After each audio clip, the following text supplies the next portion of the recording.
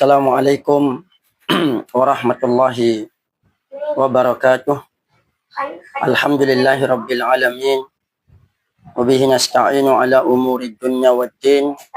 Wassalatu wassalamu ala ashrafil anbiya'i wal mursalin. Wa ala alihi wa ashabihi wa man tabi'ahum bi ihsanin ila yaumiddin. Amma ba'd. Katal imani rahimani Allahikum. InsyaAllah kita akan melanjutkan pembahasan kita yang berkaitan dengan topik yang sebelumnya. Topik yang pertama tentang Al-Quran, ayat muhkamat dan ayat mutasyabihat. Yang kedua tentang studi hadis, bagaimana kesahihan hadis, topik yang kedua. Sekarang topik yang ketiga adalah kita akan membahas yang berkaitan dengan keimanan kita kepada hari kiamat. Keimanan kepada hari kiamat dan qada dan qadar. Qada dan qadar itu takdir, kemudian menyibak misteri, mukjizat, karomah, sihir dan dalam kehidupan manusia. Definisinya, keimanan. Apa itu keimanan?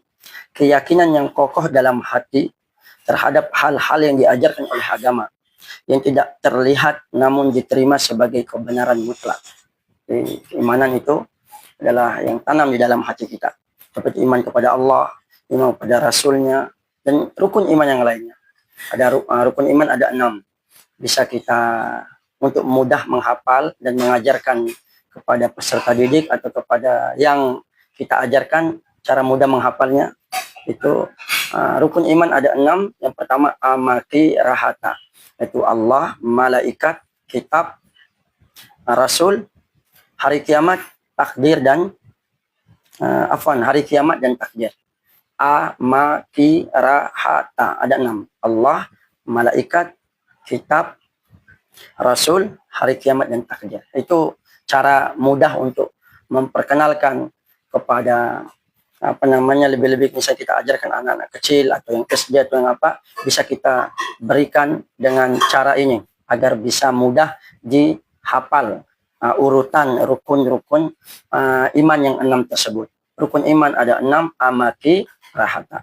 Rukun iman ada 6, amati rahata. Allah yang pertama, beriman pada Allah, beriman kepada malaikat, beriman kepada kitab, kemudian beriman kepada rasul, kemudian beriman kepada hari kiamat, dan beriman kepada takdir. Nah, itu salah satu cara, metode aja. Nah, barakallahu fiik. Kemudian hari kiamat. Hari kiamat adalah kehidupan yang terjadi setelah dunia ini berakhir, dari mana setiap amal perbuatan manusia akan dihisab, dan setiap individu atau kita semua akan mendapat balasan sesuai dengan perbuatannya.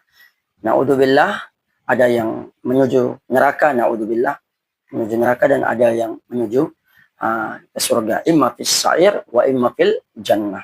Allahumma inna nas'alukal jannah. Ya Allah, berikanlah kami agar kami masuk ke dalam surgamu. Kemudian qada dan qadar dan takdir. Qada dan qadar. Qada adalah ketetapan Allah yang sudah ditentukan dan berlaku bagi seluruh makhluknya. Adapun qadar itu adalah takdir Allah yang berhubungan dengan segala yang terjadi di dunia ini, mencakup segala peristiwa yang sudah digariskan oleh Allah. Sekali lagi, qada adalah ketetapan Allah yang sudah ditentukan dan berlaku bagi seluruh makhluknya, mencakup keputusan-keputusan yang tidak bisa diubah.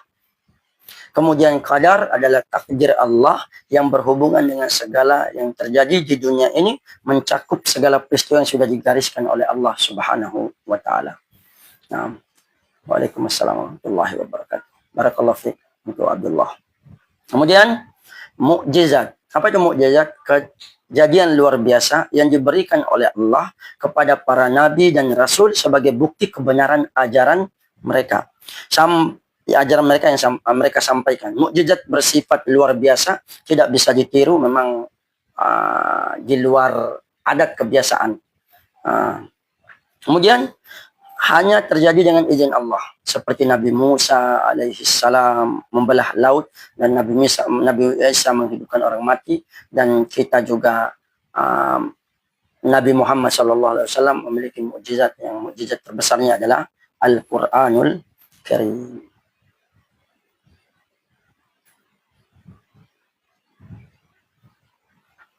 Kemudian selanjutnya, karomah.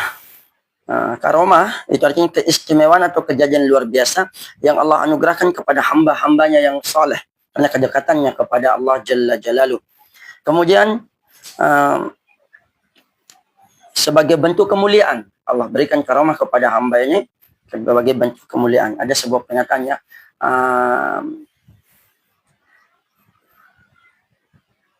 afdalul karomah luzumul istiqamah. Itu karomah yang paling afdal itu adalah keistiqomahan kita dalam kehidupan dunia ini adalah salah satu karomah. Dan ada nanti kejadian-kejadian yang mungkin yang tidak bisa kita tampilkan secara spontanitas, dijaga sama Allah, akan terjadi sesuatu hal, tapi karena Allah menjaganya, karena memang Allah memuliakan dia, dan karena kedekatan dia kepada Allah Jalla Jalaluh. Jadi berbeda dengan mukjizat ya yang diberikan pada Nabi dan Rasul. Karomah itu terjadi pada orang-orang beriman yang dekat kepada Allah Jalla Jalla. Kemudian sihir. Nah ini ada 6 definisi yang sudah kita bahas, dari definisi keimanan, hari akhir, qadar, mukjizat, karomah, dan sihir. Sihir adalah perbuatan yang melibatkan campur tangan jin atau syaitan ya, untuk menimbulkan dampak tertentu di luar hukum alam. Sihir bisa berupa ilusi, tipu daya, atau bantuan makhluk gaib yang mencelakai atau mempengaruhi seseorang.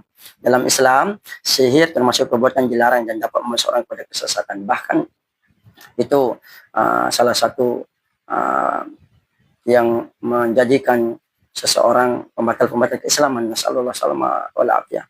Lihat di dalam surat Al-Baqarah, wa ma kafara Sulaiman walakinna syayatina kafaru.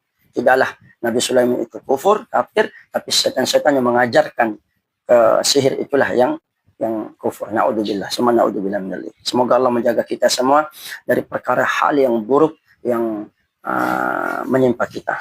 Allahumma inna nas'aluka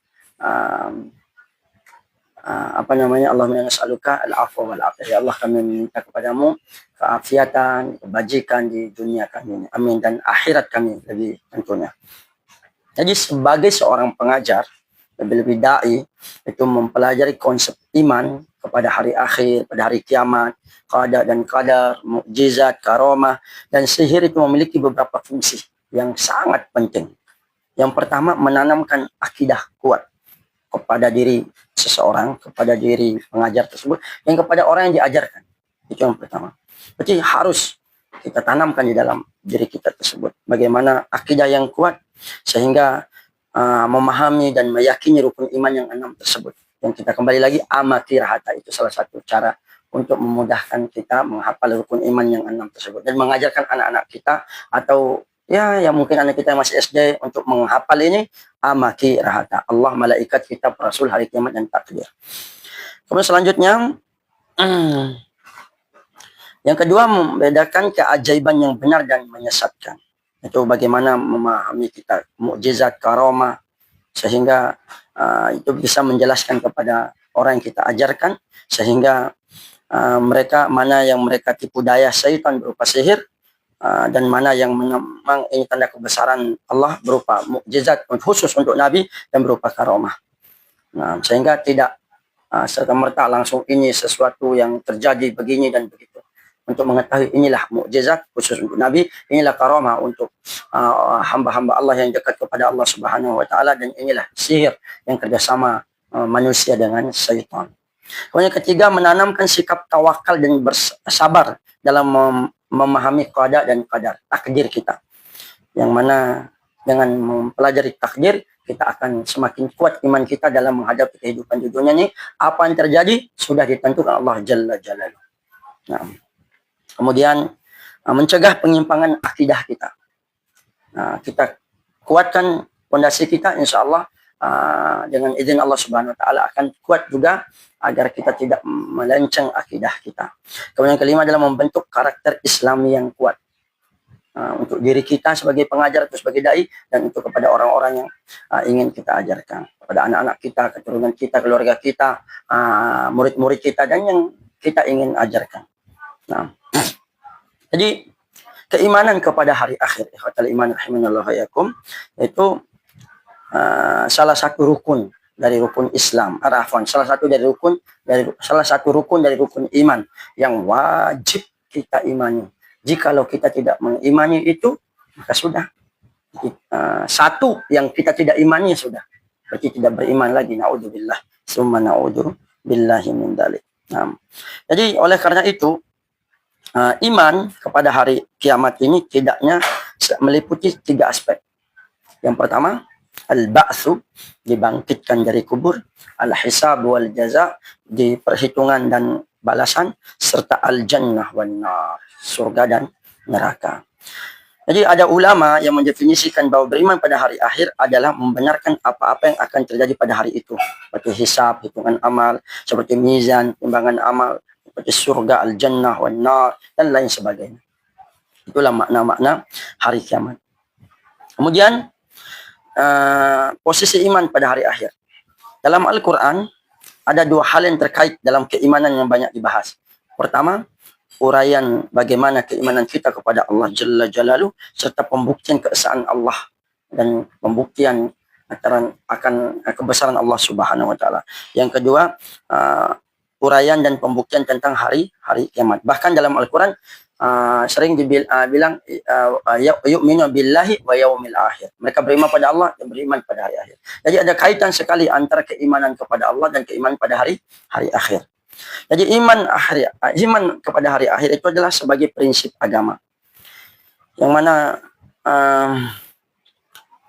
dalam agama, khususnya agama samawi, jika seorang telah menerima sepenuh hati tentang Rabbul Izzati wal Jalal yang maha pengatur, Rabbul Alamin, maka dengan sendirinya akan percaya dengan apa yang diberi wahyu, yaitu Nabi dan Rasul. Sementara itu seluruh Nabi dan Rasul itu menyerukan dan menyampaikan adanya al-hayatu ba'dal mamat, ada kehidupan setelah kematian.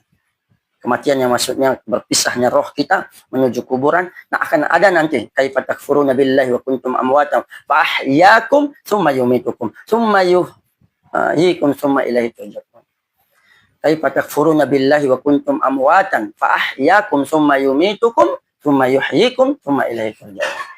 Kami pada saat ini kita dari yang mati, kemudian Allah hidupkan di kehidupan dunia ini, Allah matikan nanti di alam barzah, kemudian Allah bangkitkan lagi.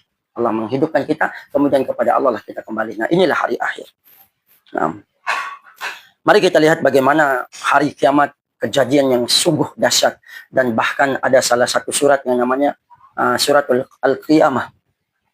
La uqsimu biyaumil qiyamah, yang mana Allah bersumpah demi hari kiamat. Bahkan bagaimana kejadian-kejadian di dalam Al-Quran yang Allah ceritakan. Salah satu ayat yang dibawakan di dalam sebuah pelajaran kita ini adalah surat At-Takwir ayat 7. Idza syamsu kuwirat wa idza nujumu kadarat wa idza jibalu suyirat. Ya Allah. Idza syamsu kuwirat, apabila matahari digulung, wa idza nujumu kadarat, apabila bintang-bintang berjatuhan, wa idza jibalu suyirat, apabila gunung-gunung itu dihancurkan, wa idal isyaru utilat, dan apabila unta-unta yang bunting itu ditinggalkan, wa idal wuhusyu husirat, dan apabila binatang-binatang buas itu dikumpulkan, wa idal biharu sujirat, dan apabila lautan itu menjadi diluapkan. Dalam ayat lain sujirat fujjir, wa idal biharu fujirat. Di dalam surat yang surat Al-Infitar kalau salah, apabila air itu di laut dipanaskan, kalau yang ini diluapkan. Wa dan nufusu zuwijat, dan apabila ruh itu dipersatukan. Nah, ini surat yang menjelaskan bagaimana hari kiamat itu dahsyat sekali. Ikhwatal iman rahimanallahu. Irfani Malias. Assalamualaikum. Waalaikumsalam warahmatullahi wabarakatuh. Assalamualaikum. Sehingga inilah kejadian yang sangat dahsyat sekali, bagaimana gunung-gunung bisa dihancurkan, ya.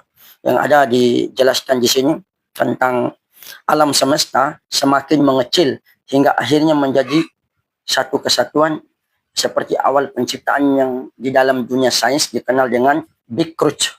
Big Bang, ada yang bilang begitu. Itu ledakan yang besar menjadi awal terciptanya alam semesta. Dan bagaimana kejadian-kejadian yang luar biasa di dalam hari kiamat, yang dalam Al-Quran dijelaskan banyak kejadian yang menjelaskan tentang hari kiamat tersebut. Semoga dengan kita membaca ayat-ayat Allah Subhanahu wa taala tentang hari kiamat menjadikan kita untuk terus mempersiapkan bekal kita untuk kehidupan setelah kematian kita. Mari kita bacakan surat Yasin ayat 78-83. Yasin ayat yang ke-78 ya. Allah Subhanahu wa taala berfirman, wa daraba lana mathalan wa nasiya khalqah qala man yuhyil idhama wa hiya ramim. Dan ia membuat perumpamaan kepada kami dan dia lupa kepada kejadiannya. Ia berkata, siapakah yang menghidupkan tulang belulang yang telah hancur luluh ini? Nah ini, ya Allah, yang sudah hancur kita, tubuh kita di kuburan, di alam barzakh, Allah akan menghidupkan kembali nanti. Kemudian dalam lanjutan ayat tersebut, ya, ayat 78-83 ya, kita baca. Wa daraba lana mathalan wa nasiya khalqah. Ia membuat perumpamaan bagi kami. Kemudian dia lupa kepada kejadiannya. Qala man yuhyil idhama wa hiya ramim. Siapa ya yang dapat menghidupkan tulang belulang yang telah menjadi hancur luluh ini? Kemudian Allah melanjutkan, qul yuhyiha alladhi ansha'aha awwala marrah wa huwa bikulli khalqin alim. Katakanlah, ia akan dihidupkan ya oleh Rabb, oleh Allah Jalla Jalaluh yang menciptakannya kali yang pertama, dan dia maha mengetahui segala makhluk. Nah ini Allah yang akan menghidupkan tulang belulang hancur luluh itu, bagaimana Allah juga menciptakan pertama kali di saat pertama awwala marrah.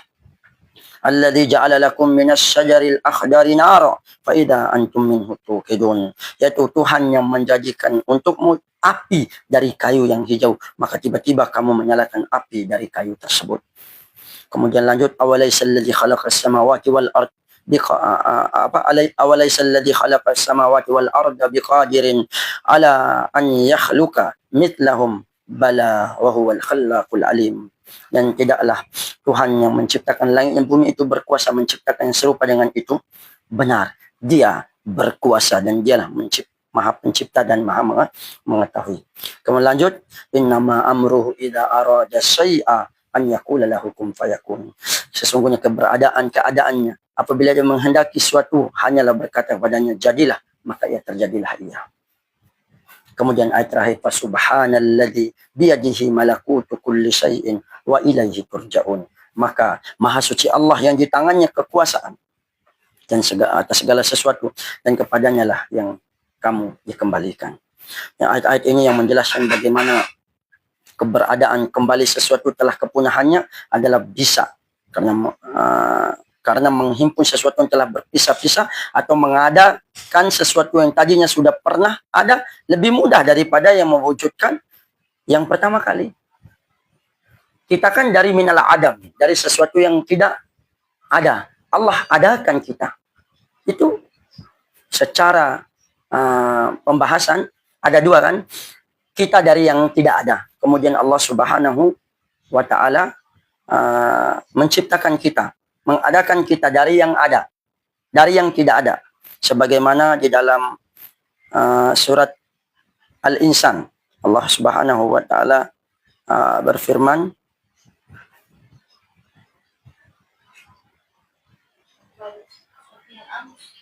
hal ata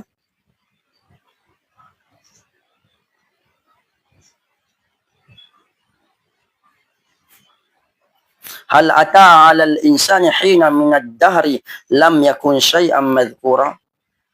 Apakah telah datang alal insani pada manusia tersebut waktu dari masa minad dahri lam yakun syai'an madhkura, yang ketika itu belum merupakan sesuatu yang dapat disebut. Tidak disebut. Kita semua ini belum disebut dulu. Oh si fulan, si A, si B, si begini. Tidak disebut. Dari yang tidak ada. Kemudian inna khalaqnal insana min nutfatin amsyaj. Kemudian kami menciptakan manusia dari nutfatin amsyaj, dari air mani, setetes mani yang bercampuran. Kami hendak mengujinya dengan perintah dan larangan, karena itu kami jadikan dia mendengar dan melihat. Nah, jadi poin yang pertama, kita dari tidak ada menjadi ada, itu yang pertama.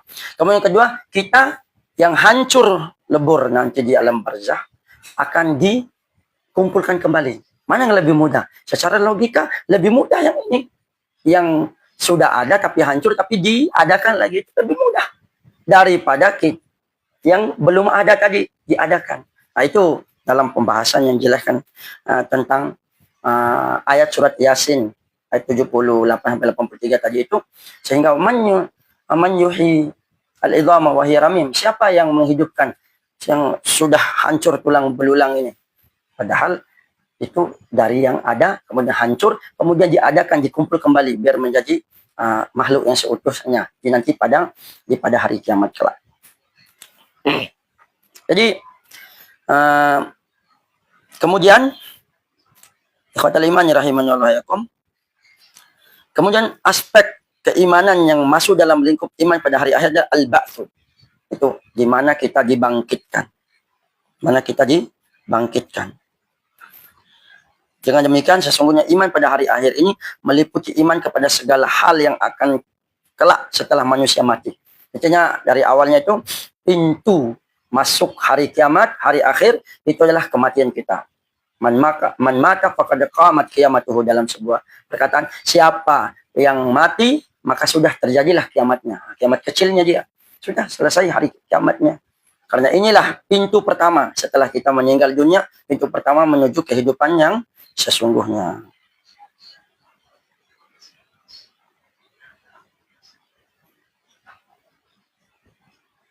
Kemudian mari kita lihat urutan yang pertama. Yang pertama mati.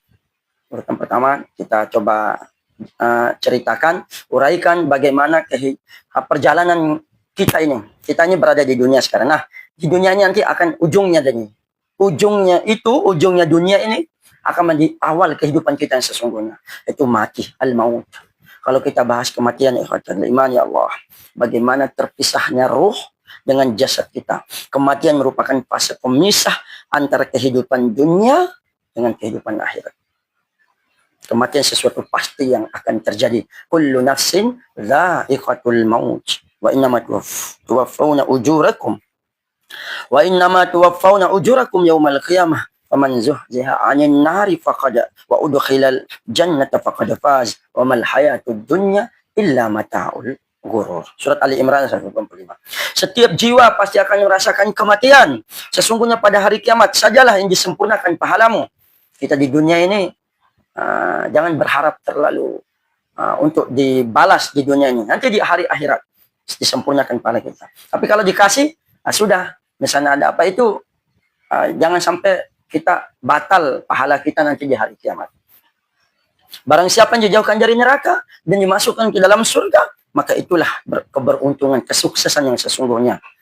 Ya, dan kehidupanlah, tidaklah kehidupan dunia ini adalah kesenangan al-ghurur yang menipu, yang perdayakan. Ya Allah, itulah dunia. Ali Imran 185. Setelah mati, kita dikuburkan.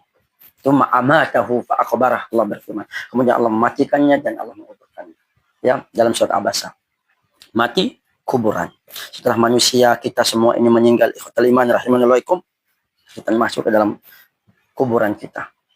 Hatta zurtumul maqabir. Alhaakumut takatsur hatta zurtumul maqabir. Telah melalaikan kemegahan dunia ini. Kita semua telah melalaikan kita semua kemegahan tersebut. Sampai kapan? Hatta zurtumul maqabir. Sampai kita masuk dalam kuburan kita. Nah, inilah kuburan kita ini. Di sanalah kita akan mendapatkan bagaimana sesuai dengan amalan kita. Ada pertanyaan mungkar dan nakir. Man rabbuk, man nabiyuk, ma dinuk. Kemudian di dalamnya juga akan mendapatkan na'imul qabr wa adabuha, kenikmatan kubur dan adab kubur. Dan seterusnya. Di sanalah kita menunggu hari kiamat. Ya Allah ya Rahman, Allahumma inna nas'aluka husnal khatimah. Allahumma inna nas'aluka husnal khatimah. Amin ya rabbal alamin. Yang mana bagaimana Allah Subhanahu wa taala menceritakan tentang orang kafir yang namanya Firaun. An-naru yu'raduna 'alaiha ghuduwan wa 'ashiyya wa yawma taqumu as-sa'atu adkhilu ala fir'auna ashaddal 'adab. Ya Allah, ini orang kafir yang diceritakan Allah Subhanahu wa taala dalam Al-Qur'an, yang menjadikan dalil bahwa siksa kubur, adab kubur di dalam Al-Qur'an itu ada. Nah, maksudnya dalilnya an-naru yu'radun, kepada mereka itu api neraka itu ditampakkan ke atas mereka. Kepada siapa? Pada Firaun dan pengikutnya. Uduwan wa asyiyah. Guduwan wa asyiyah. Pada saat waktu pagi dan waktu petang. Wa yawma taqumus saah, dan pada hari kiamat nanti adkhilu ala fir'auna asyaddal adab. Masukkanlah Fir'aun wa ala Fir'aun, kaumnya itu kepada adab yang pedih, itu neraka, adab yang keras.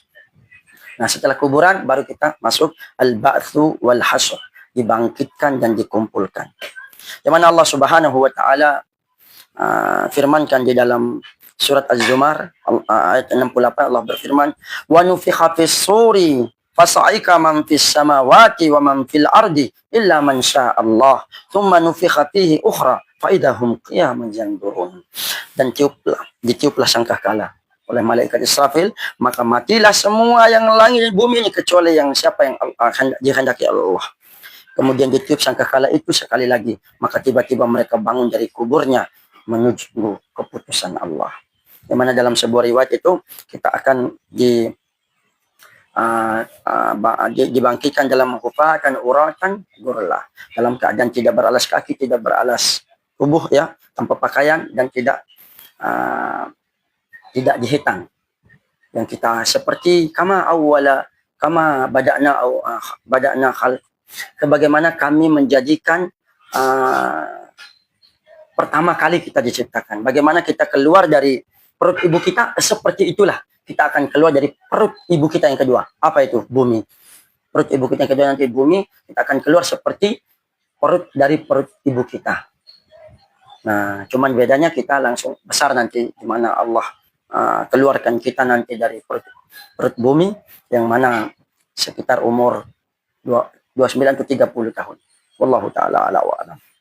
Kemudian Allah Subhanahu wa taala berfirman dalam surat Yunus ayat 45, wa yauma yahsuruhum ka'allam yalbathu illa sa'atan minan nahar yata'arafuna bainahum qad khasira alladhina kadzabu bi liqa'illah wa ma kanu muhtadin. Dan ingatlah akan hari yang di waktu itu Allah mengumpulkan mereka. Mereka merasa di hari itu seakan-akan mereka tidak pernah berdiam di dunia kecuali hanya sesaat di waktu siang hari. Mereka menyangka dunia itu sebentar.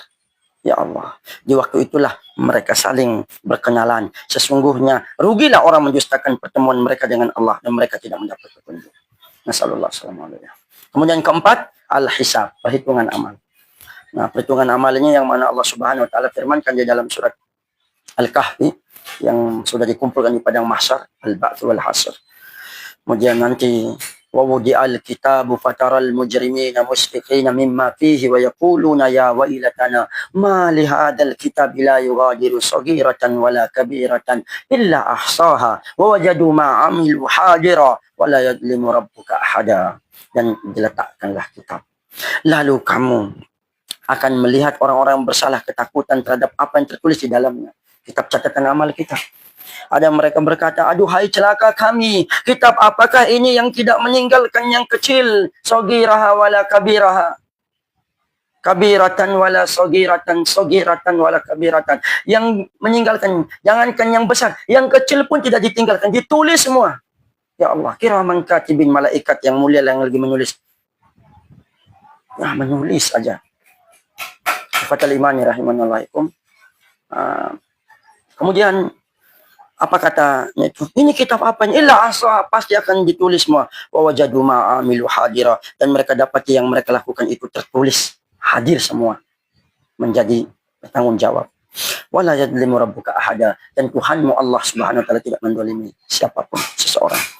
Kemudian firman Allah dalam Al-Qur'an surah Al-Anbiya, ya, ayat yang ke-47, Allah berfirman, wa nada'ul mawazinal qista liyaumil qiyamati fala tudlamu nafsun syai'a wa in kana mithqala habbatin min khardalin ataina biha wa kafa bina hasibin. Kami memasang timbangan yang tepat pada hari kiamat, maka tiadalah dirugikan seseorang barang sedikit pun. Dan jika amal itu hanya seberat biji sawi pun, pasti kami mendatangkan pahalanya, dan cukuplah kami sebagai pembuat hitungan. Dalam surat Al-Hijr ayat 92, "Fa wa rabbika lanas'alannahum ajma'in." Maka demi Tuhanmu, kami pasti akan menanyakan mereka semua. Ya Allah, ya Rahman. Kemudian dalam sebuah hadis yang mana di dalam dikumpulkan padang mahsyar yaumul hisab itu, umat Islam meyakini ada pertolongan disebut syafaat. Syafaat Rasulullah sallallahu alaihi wasallam. Allahumma ya Allah, atina syafaat Rasulullah sallallahu alaihi wasallam. Ya Allah, berikanlah kepada kami syafaat Rasulmu yang mulia sallallahu alaihi wasallam. Kita minta sama Allah syafaat kepada Allah Subhanahu wa taala, syafaat Rasulullah sallallahu alaihi wasallam. Dalam sebuah hadis Rasulullah alaihi salatu alaihi wasallam bersabda, "Li kulli nabiyyin da'watun fa urida insyaallah an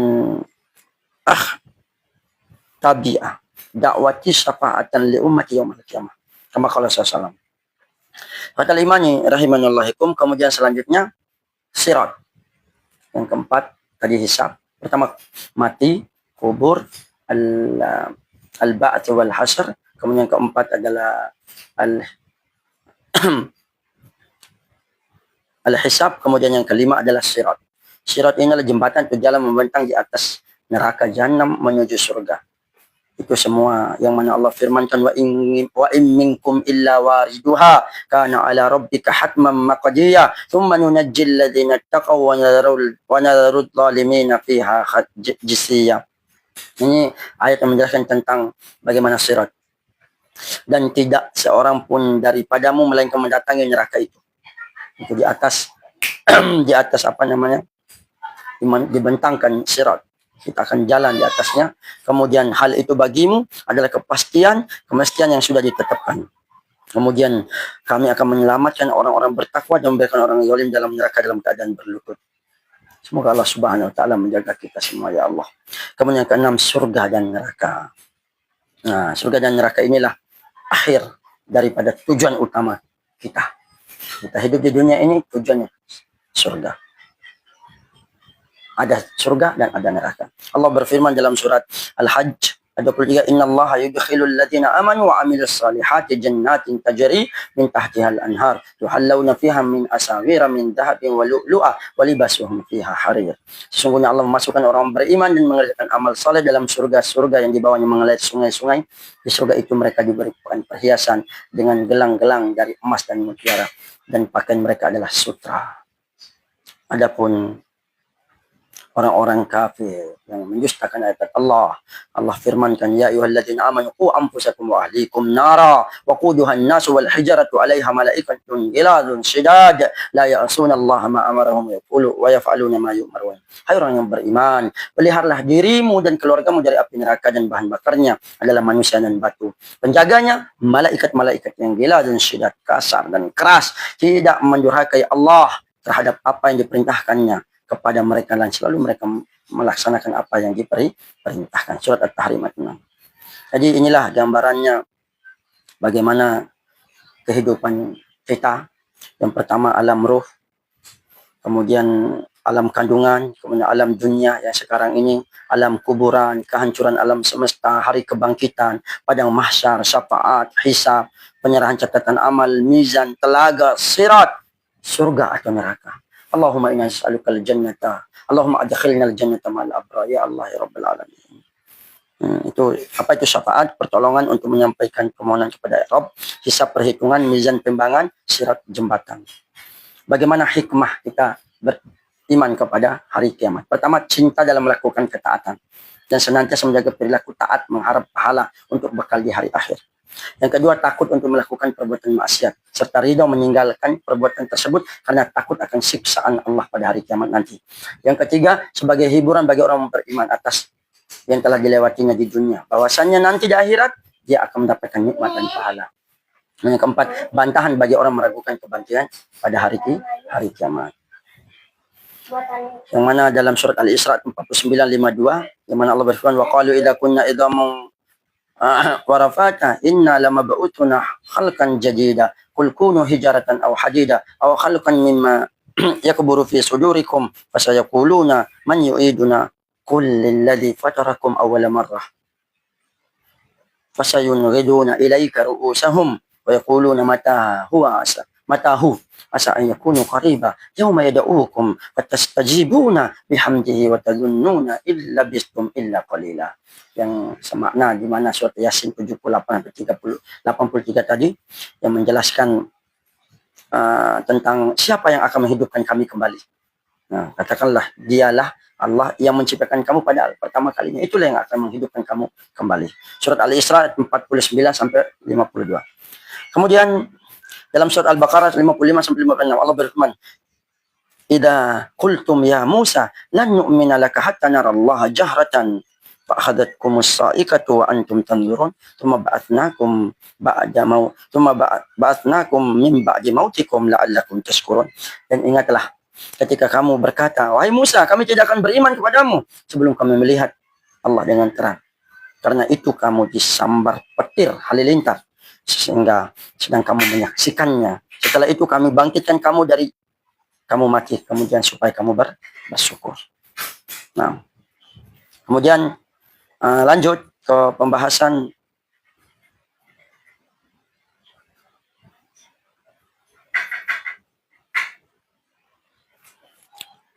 mukjizat, ya.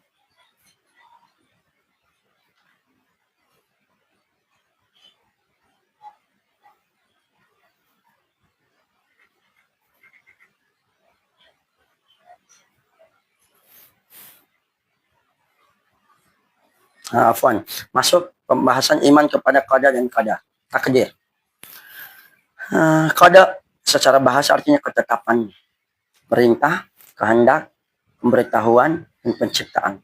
Allah Subhanahu wa taala berfirman, "Wa ma kana lil mu'minin wala mu'minatin idza qadallahu wa rasuluhu amran ayakuna lahum khiyarah min amrihim wa may ya'sillaha wa rasulahu faqad dalla dalalan mubina."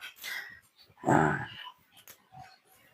jadi tidak lagi pantas bagi orang yang beriman, yang cowok, yang cewek, beriman yang cewek, mukmin wal mukminah, apabila Allah dan Rasulnya telah menetapkan suatu ketetapan, akan ada bagi mereka pilihan, tidak pantas itu. Yang lainnya tentang urusan mereka. Dan barang siapa yang mendurhakai Allah dan Rasulnya, maka sungguh dia telah sesat dan sesat yang nyata. Jadi itu secara qada. Kemudian qada secara istilah ini dibawakan di sini Asy'ariyah. Qada adalah keinginan atau iradah Allah tentang segala sesuatu pada zaman azali yang tidak diketahui permulaannya. Dan qadar secara bahasa artinya kepastian, peraturan atau ukuran. Allah berfirman, "Alladzi lahu mulku samawati wal ardh wa lam yattakhidh waladan wa lam yakul lahu syarikun fil mulki wa khalaqa kulla shay'in faqaddarahu taqdira." Al-Furqan ayat 2. Yang memiliki kerajaan langit bumi, tidak mempunyai anak dan tidak ada sekutu baginya dalam kekuasaannya, dan dia menciptakan segala sesuatu lalu menetapkan ukuran-ukuran dengan tepat. Jadi sedangkan secara istilah qadar adalah perwujudan ketetapan qada Allah yang terhadap segala sesuatu dengan ukuran dan bentuk tertentu sesuai dengan keinginannya. Nah, kemudian Allah berfirman, "Wa ma asaba min musibatin fil ardi wala fi anfusikum illa fi kitabin min qabli an nabra'aha. Inna dzalika 'ala Allah yasir." Tidak sesuatu bencana yang menimpa di bumi ini, tidak pula yang dirimu sendiri, melainkan telah tertulis di kitab Lauhul Mahfuz sebelum kami menciptakannya. Dan sungguh demikian itulah mudah bagi Allah Jalla Jalaluh. Kemudian kendati pun demikian, kita tetap disuruh sama Allah Subhanahu wa taala untuk berusaha semaksimal mungkin agar kita mendapatkan kebajikan yang berhasil. Sebab tidak seorang pun yang mengerti bahwa dia akan ditakdirkan apa atau ini. Tetapi dengan kata lain tidak dapat mengetahui qada, ya. Yang mana yang kita ketahui hanya qadar. Allah berfirman, "Innallaha indahu ilmus sa'ati wa yunazzilul ghaitsa wa ya'lamu ma fil arhami wa ma tadri nafsun madza taksibu ghadan wa ma tadri nafsun bi ayyi ardin tamutu innallaha alimun khabir." Surat Luqman 34. Ada ilmu yang khusus bagi Allah Subhanahu wa taala. Yang pertama tentang hari kiamat, kedua menurunkan hujan, ketiga mengetahui ada yang di rahim wanita, kemudian yang keempat adalah tidak ada yang mengetahui apa yang dikerjakan besok, yang kelima adalah di bumi mana dia mati. Jadi kita tidak boleh menyerah, pasrah terhadap perbuatannya dan seterusnya. Berarti kita harus punya usaha. Sekarang dalam pembahasan ini perbedaan qada dan qadar. Perbedaannya adalah sebetulnya sudah kita pahami dari pengertian masing-masing di atas. Jika qada merupakan kehendak Allah tentang segala sesuatu pada zaman azali, maka qadar merupakan realisasinya atau perwujudan qada dalam ukuran dan bentuk tertentu. Jika qada merupakan perbuatan Allah pada tahap pengetahuan kehendak Allah Subhanahu wa taala, maka qadar merupakan perbuatan Allah pada tahap realisasinya dengan kekuasaannya sesuai dengan pengetahuan dan kehendaknya. Adapun gabungan kedua itu namanya takdir. Nah, qada adalah yang sudah Allah tentukan di zaman azali, adapun qadar itu realisasi yang kita lihat di dunia ini. Nah, gabungan keduanya itu namanya takdir, qada. Sehingga qada, oleh karena itu qada masih bisa berubah, tetapi bukan diubah. Ya, sementara qadar tidak bisa berubah lagi, tetapi mungkin ada qadar-qadar yang lain sebagai realisasi dari suatu qada. Qada yang berubah sedikit usaha manusia seperti qada mu'allaq. Itu sementara qada yang tidak berubah namanya qada mubram. Qada mu'allaq yang bisa berubah, ada kaitannya. Kemudian qada mubram yang tidak bisa diubah. Rukun iman pada qada dan qadar, ya, ada 4, ya, yang harus kita imani dalam beriman sama takdir. Beriman sama takdir ini sangat penting, akal iman rahmanallah. Dan rukunnya, bagaimana cara biar agak sempurna kita dalam beriman sama takdir ini, yang dikenal dengan qada dan qadar, yang ada 4 prinsipnya. Yang pertama, al-ilmu. Pertama, al-ilmu. Kita percaya bahwa ilmu atau pengetahuan Allah Subhanahu wa taala yang mana sangat luas, meliputi segala sesuatu yang ada dalam semesta. Apa yang belum terjadi, apa yang sedang terjadi, yang akan terjadi, itu Allah sudah tahu semua. Wa Allah berfirman, wa annallaha qad ahata bikulli syai'in ilma. Dan Allah ilmu benar-benar meliputi segala sesuatu. Kemudian yang kedua, al-kitabah, penulisan. Ya. Sebagaimana surat Al-Hajj tadi, illa fi kitabin min qabl an nabra'a, kecuali yang sudah ditetapkan, ditulis dalam kitab yang Lauhil Mahfuz. Itu yang pertama al-ilmu, yang kedua al-kitabah, penulisan. Allah, kita meyakini berarti Allah sudah mengetahui apa yang terjadi, yang akan terjadi. Al-kitabah, sudah ditulis ketetapan takdir tersebut. Yang ketiga al-masyiah, itu kehendak Allah Subhanahu wa taala berlaku pada setiap makhluknya. Yang mana wa ma tasyauna illa ayyasha Allah rabbul alamin, surat At-Takwir. Apa yang kalian hendaki itu menempuh jalan itu, kecuali sudah Allah hendaki itu juga. Itu Allah rabbul alamin. Kemudian yang keempat adalah al-khalqu. Allahu khaliqu kulli syai'in wa huwa ala kulli syai'in qadir. Jadi Allah menciptakan semua apa yang ada di dunia ini. Jadi pertama al-ilmu, al-kitabatu, al-masyiatu, wal khalqu. 4 inilah rukun iman kepada takdir. Kemudian dalam masalah rukun iman sama takdir, ada pembahasan yang mana pembahasan yang jelaskan di sini adalah bebaskah manusia atau terikat. Nah, ini dalam pembahasan ada yang berkeyakinan qadariyah, ada yang berkeyakinan jabariyah. Kemudian dalam pembahasan juga hukum sebab dan akibat. Selanjutnya, adakah manusia bebas dan berkuasa? Kemudian yang keempat, manusia sebagai bahagian dari alam dan adil atau aniaya, manusia tidak berkuasa, dan seterusnya. Ini dalam pembahasan yang dijelaskan dalam pembahasannya. Kemudian 7, ayat-ayat takdir dan ikhtiar. Nah, ya, itulah yang berkaitan dengan takdir, qada dan qadar tersebut. Jadi qada, ketetapan Allah yang sudah pada zaman azali. Qadar itu adalah realisasi dari qadar yang terjadi ini. Keduanya, hubungan keduanya adalah takdir.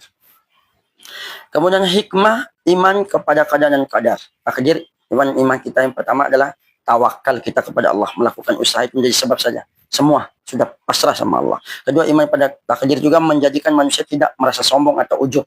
Jikalau kita mendapatkan yang kita inginkan, ini sudah Allah berikan karunia kepada kita. Yang ketiga, tenang dan nyaman secara psikologis dengan apa yang terjadi padanya, merupakan takdir Allah. Kemudian keempat, menganggap beriman, menerima segala musibah dengan ridho, karena yang bahwa itu merupakan ketentuan Allah Jalla Jalaluh. Kemudian selanjutnya, makna ruang lingkup mukjizat, karomah dan sihir. Mukjizat artinya seperti mana dikatakan tadi, itulah kejadian yang di luar ya, yang mana terjadi pada Nabi saja. Ciri-ciri mukjizat dilakukan secara terbuka, melawan hukum alam, tidak dapat ditiru, bermanfaat bagi umat. Fungsi mukjizat, pembuktian kenabian, penguatan dakwah, penaklukan hati, dan melindungi Nabi dan Rasul, menjadi tanda kebesaran Allah. Dan banyak-banyak macam mukjizat yang sudah kita ketahui dan perlu kita belajar bersama. Mukjizat Nabi Nuh, mukjizat Nabi Ibrahim, mukjizat Nabi Ismail, mukjizat Nabi Musa, mukjizat Nabi Sulaiman, mukjizat Nabi Yunus, mukjizat Nabi Isa, dan mukjizat Nabi Muhammad SAW, dan banyak seluruh Nabi. Nah, itu yang dijelaskan di sini. Kemudian karomah. Karomah itu artinya, secara bahasa itu artinya karomah itulah karim, mulia kan secara bahasa ya, karim. Kemudian selanjutnya, karomah ini identik dengan hal-hal yang tidak masuk nalar, akan tapi karomah ini nyata dan hak. Seperti yang tadi mukjizat para nabi, tetapi perbedaannya mukjizat ini saja yang pengakuan kenabian nubuah, tapi kalau karomah tidak. Yang tanpa tanpa kita kayak dipertunjukkan, tidak bisa. Memang Allah tentukan dia secara tiba-tiba dia akan mendapatkan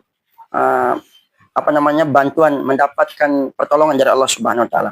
Ciri-ciri karomah, tidak memiliki doa khusus bagi suatu bacaan.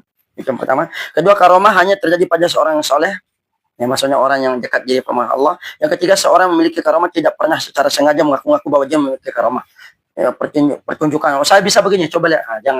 Jangan aksi-aksi yang atraksi seperti itu. Tiba-tiba memang Allah ganti. Misalnya hampir kena itu, tapi alhamdulillah Allah dengan diberikan karomah kepada si fulan karena dia kedekatan kepada Allah. Fungsi karomah meningkatkan iman kepada Allah Ta'ala. Yang kedua, menjadikan masyarakat percaya bahwa orang yang dekat sama Allah, yang beriman, bertakwa, yang mana senantiasa meneruskan perjuangan Nabi Muhammad SAW. Yang ketiga, karomah sebagai bukti nyata meninggikan derajat seorang yang dekat sama Allah agar dirinya istiqomah di jalan Allah Subhanahu wa taala. Kemudian dalil dan contoh karomah, di mana karomah ibunda Musa alaihissalam, kejadian dialami oleh ahli ilmu pada masa Nabi Sulaiman yang bisa membawa singgasana Ratu Bilqis. Kemudian kejadian dialami oleh Maria binti Imran, ya. Kemudian kejadian terjadi di pemuda Ashabul Kahfi. Nah, itu tentang karomah. Kemudian terakhir sihir. Nah, ini pembahasan terakhir. Sihir ikhwatal iman, sihir merupakan mantra-mantra atau jampi-jampi serta bungkusan-bungkusan yang dapat mempengaruhi badan atau jiwa. Dapat menyebabkan orang menjadi sakit, dapat membunuh, serta dapat mencerai hubungan suami istri dan seterusnya. Nasallallahu salamul afiyah. Jadi kita terus minta sama Allah, lebih-lebih surat Al-Falaq ya. Qul a'udzu birabbil falaq, qul a'udzu birabbin nas. Qul a'udzu birabbil falaq sama qul a'udzu birabbin nas. Min syarrin naffatsati fil 'uqad, dari kejelekan wanita yang meniup buhul-buhul dalam ikatan tali sihir tersebut. Ciri-ciri sihir, satu, ada tukang sihir menyampilkan mushaf di kedua kakinya, kemudian ia masuk ke WC. Menuliskan ayat Al-Quran yang kotoran darah haid, menuliskan ayat Al-Quran di kedua telapak kakinya, ya Allah, menulis surat Al-Fatihah terbalik, mengerjakan sholat tanpa berwudu, tetap dalam keadaan junub terus menerus, menyembelih binatang untuk merusakan syaitan dengan tidak menyebut nama Allah, berbicara dengan binatang dan bersujud kepadanya, menulis mantra dan lapas yang mengandung makna kekufuran. Dalil tentang sihir itu dalam surat Al-Baqarah ayat 102. Wattaba'u ma tatlu syaitanu ala mulki Sulaiman wa kafara Sulaiman walakinna syaitana kafaru yu'allimuna an-nasa as-sihra, dan seterusnya. Itu dalil tentang sihir. Kemudian ya, jazakallah. Contoh sihir, memisahkan pasangan suami istri baik ya baru menikah maupun sudah lama. Sihir cinta, pelet ya, membuat orang terkena sihir jatuh cinta, selalu merasa rindu ingin dinikahi dan orang yang menyihir. Kemudian yang ketiga, sihir khayalan, ilusi, membuat objek yang dilihat dan dirasa tidak seperti aslinya. Kemudian sihir santet atau jenisnya lah, membuat kena sihir mengalami sakit bahkan sampai meninggal dunia. Terus bagaimana urgensi topik yang kita bahas ini? Itu menanamkan keyakinan akan hari akhir. Itu kita menanamkan kesadaran bahwa setiap amal dipertanggungjawabkan, sehingga kita berhati-hati dalam berperilaku, membimbing kita dalam memahami takdir. Dan kita harus tetap jaga diri dengan usaha dan doa, bukan hanya sekedar pasrah. Tapi kalau kita sudah dapat, kita bersyukur yang baik. Kalau kita menerima yang tidak baik, ya kita bersabar. Menjelaskan perbedaan mukjizat, karomah, sihir, menangkal pengaruh sihir yang pertemuan dengan al-mu'awwidhatain, al-kursi dan lainnya. Yang keempat, mengembangkan akhlak Islami, memahami konsep takdir dan kehidupan setelah mati, sehingga kita termotivasi untuk berbuat baik dan menjauhi kemungkaran. Kemudian pentingnya dipelajari oleh seorang pengajar, dai, atau guru, iman pada hari kiamat itu bisa kita memahami kehidupan dunia ini sementara. Keimanan kepada hari akhir mendorong mereka untuk berbuat baik, menghindari dosa, dan menyiapkan diri untuk kehidupan kekal. Kemudian kedua, iman kepada keadaan qadar. Sebagai pengajar, mengajarkan seseorang atau diri kita bahwa takdir Allah mengajarkan sabar, tawakal, menerima setiap ujian, hidup dengan ikhlas. Kemudian mukjizat, karamah, dan sihir itu bisa menjelaskan tentang fenomena luar biasa, mengedukasi diri kita dan orang-orang yang kita ajarkan agar dapat membedakan antara mukjizat, karamah, dan bagaimana bahayanya tentang kesyirikan. Jadi tujuan pembelajaran bagi pengajar dalam yang kita pelajari ini adalah membangun pemahaman spiritual, membentukkan karakter, mencegah praktis sihir, tanggung jawab sosial. Kemudian implementasi dalam kehidupan sosial, membangun akhlak dan etika, mengembangkan kesabaran dalam masyarakat, kemudian pencegahan dan pengetahuan terhadap sihir, tentang sihir, penanggung jawab sosial dan moral. Kemudian metagogesi topik dibahas, itu hikmahnya, kepemimpinan yang adil, penuh bijaksana, membangun ketahanan mental melalui penerimaan takdir, mengajarkan keajaiban berdasarkan akidah yang benar, menjauhi sihir dan praktik perdukungan, dan penyebaran nilai Islam yang penuh hikmah. Yang keenam, pemahaman terhadap takdir untuk mencapai tujuan lebih baik. Yang tujuh, menghargai, mengintegrasi keberagaman dalam kehidupan sehari-hari. Yang kedelapan, refleksi guru atau seorang pengajar dalam peran penting membentuk karakter yang diajarkannya dalam memahami iman pada takdir, iman pada hari kiamat, iman pada takdir, mana mukjizat, karamah, dan sihir tersebut.